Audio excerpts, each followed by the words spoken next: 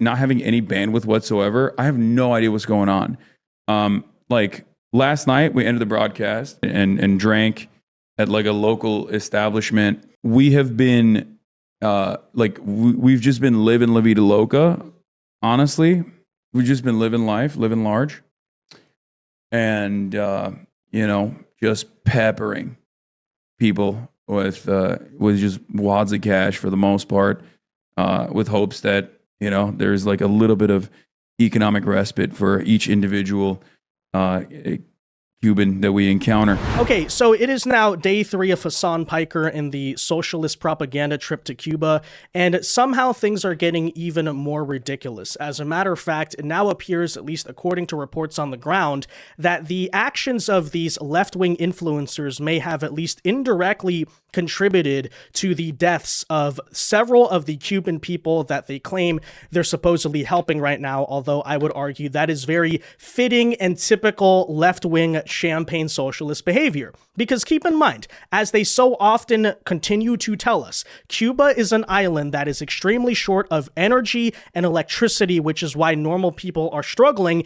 and yet these leftist influencers have now gone to the island. They're making content and videos from these giant air-conditioned auditoriums with a bunch of electricity so they can praise the Cuban dictator right to his face. They're even throwing raves with strobe lights and pyrotechnics and all this stuff. They're obviously staying, I kid you not, at a luxury 5-star hotel and resort that magically has not lost power. It's very clear that the Cuban government is making sure to provide Wi-Fi access, electricity, nice lighting, all of these things for the leftist influencers so that way they can go and make their content for Americans about why Cuba is so amazing, while of course simultaneously blacking out and starving the wider Cuban people as a whole. And ironically, the leftists, who are not just witnessing that government corruption but actively partaking in it as they praise the Castro regime, don't see the problem here. They don't understand why they're being widely mocked and ridiculed, it appears, even by some Cuban people trapped in that country who are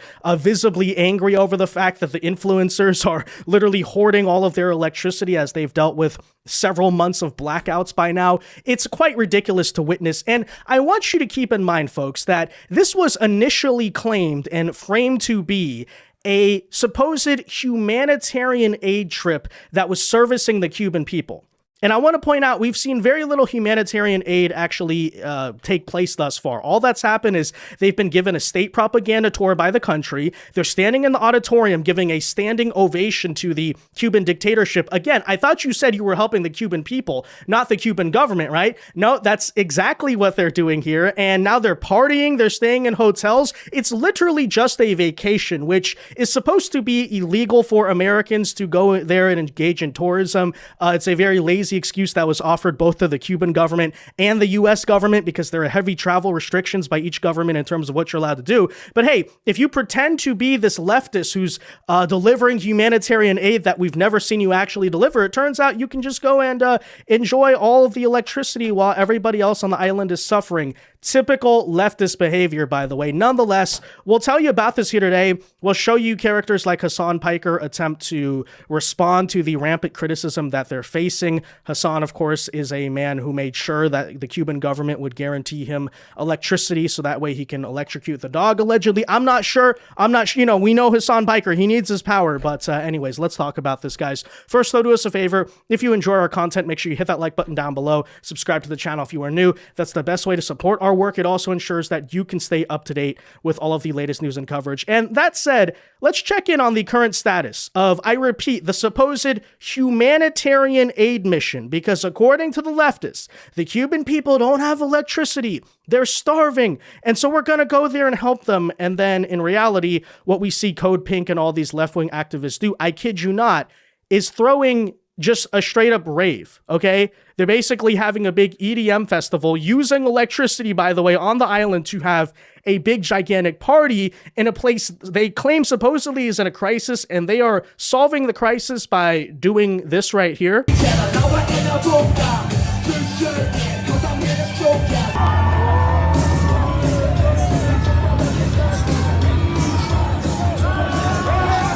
I mean, seriously, you cannot make that up. You probably thought I was joking, right? No way they actually went to Cuba, which barely has electricity, and used all the local electricity to throw a giant EDM party and a rave for themselves. No, that's exactly what they did. But somehow this is going to save Cuba. If leftists starve the Cuban people by hoarding their electricity from them, this will magically make the problem go away. As a matter of fact, Marco Rubio, the United States administration, is going to watch this and say, oh, they're dancing. Kneecap with this stupid IRA mask is having like he's in the mosh pit. Did you see him in the mosh pit?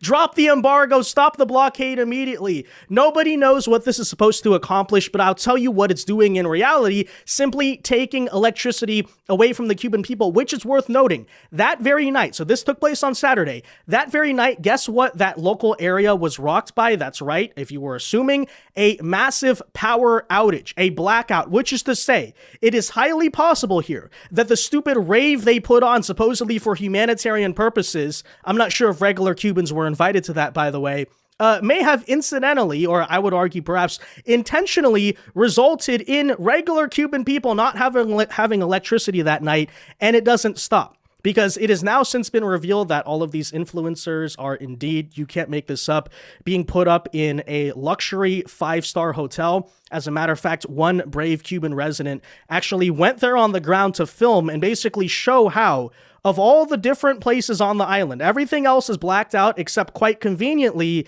the Cuban government made sure to keep the lights on for the one hotel where the Western influencers were staying. And I repeat, the Western influencers here don't seem to see the issue there, the problem. According to them, they're very noble people. They're doing the right thing. This is humanitarianism. But take a look for yourself. So, you can see. So that's their hotel, all right? Not only does it have like indoor lighting, even this outdoor lighting, right? This is just for pure decoration. You can see there on the end, but they got that going on. And then look at everything right next to the hotel. Again, you just can't make this stuff up, guys.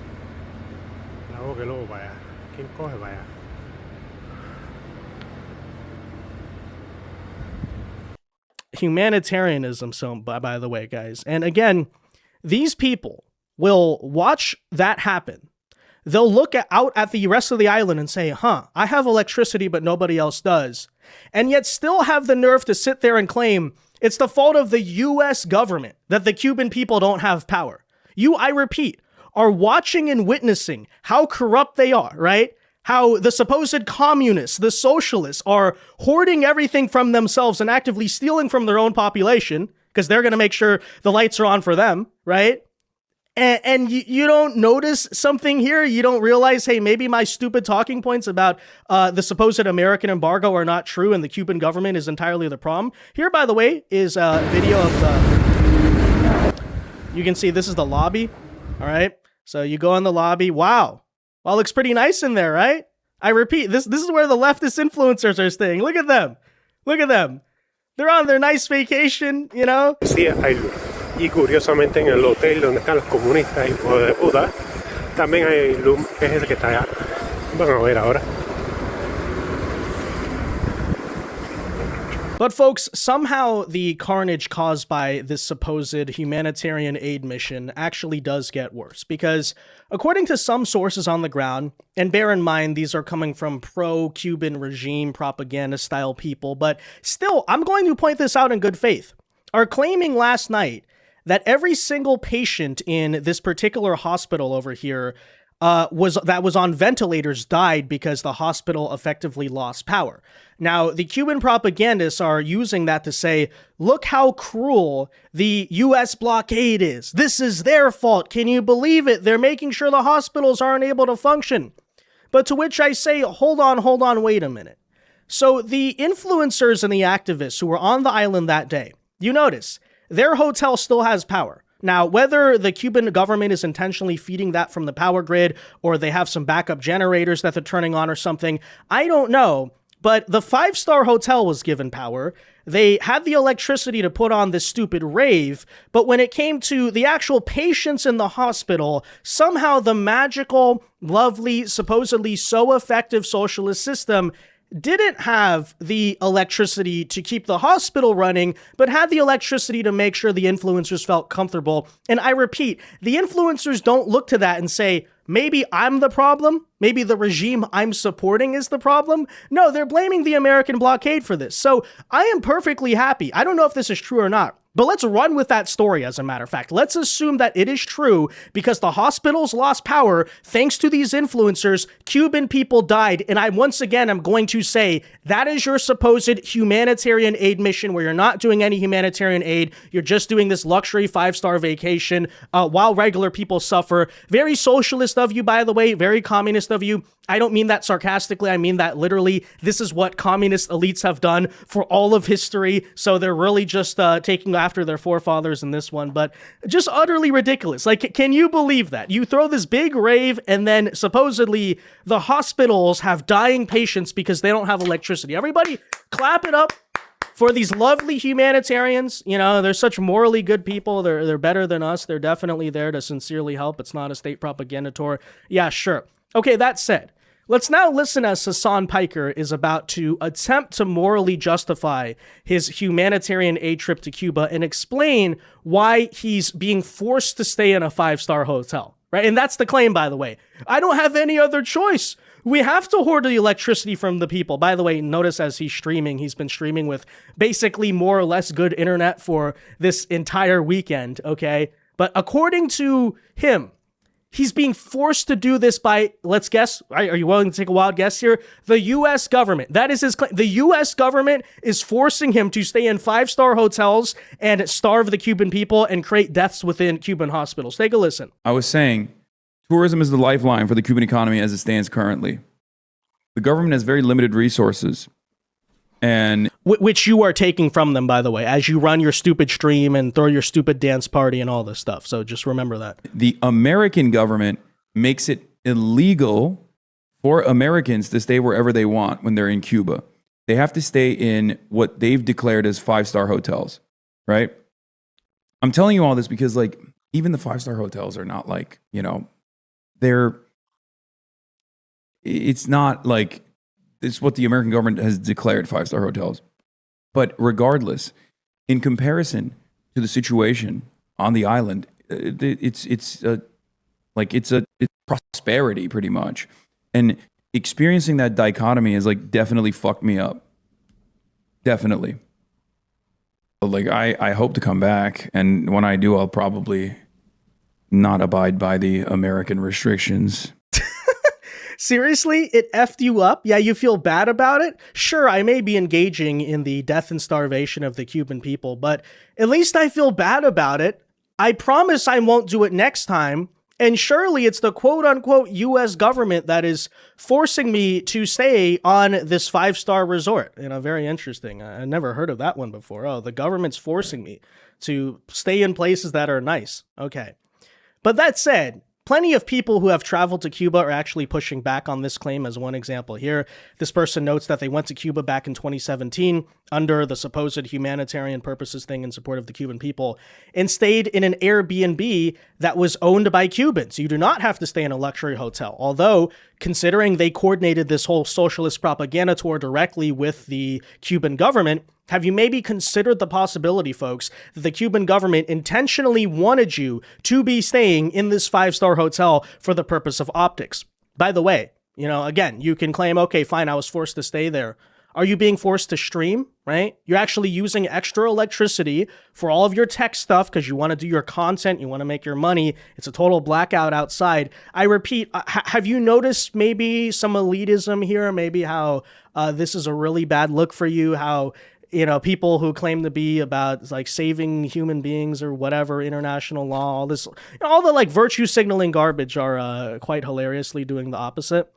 Another person here is actually noting that Hasan may be wrong about this. As a matter of fact, it appears that the Grand Hotel Bristol, where they are alleged to be staying, is actually on the U.S. Department of State's Cuba prohibited accommodations list, which is to say, if this is true, that Hasan may have not even understood the U.S. law about where you're allowed to stay and not allowed to stay. So, in other words, he was staying somewhere, allegedly, that he's actually banned by the U.S. government from staying. So, still, even then, he chose to, we repeat here, right, stay in the 5-star hotel. It's just, It's just too good. It's literally just too good. Now, as we covered in our prior video on this, Destiny of all people, I know, we can't believe it. The crazy liberal who wants the assassination of conservatives and, laughs about that, cheers it on, claims it's a morally good thing for society. Someone that unhinged and that ridiculous actually has been heavily going after Hasan Piker for how utterly ridiculous and performative this whole tour is. So, which is to say, right, that when you somehow create such a bad look for the political left that even Destiny is pointing out, this is a bad look for you. As he says his own unhinged things. Yeah, you really screwed up with this one, buddy. But take a listen. Cubans, stream? fucking best people. Okay? So kind. God, he's so cringe. He's so performatively cringe. So I went to this country that's an enemy of America, and let me just tell you, best food, best music, best culture, best people. Everything about them is just the best. They're just the best. It's just the best thing ever. It's literally just the best. But then I went to this other country that were friends of the West. Those people, the worst.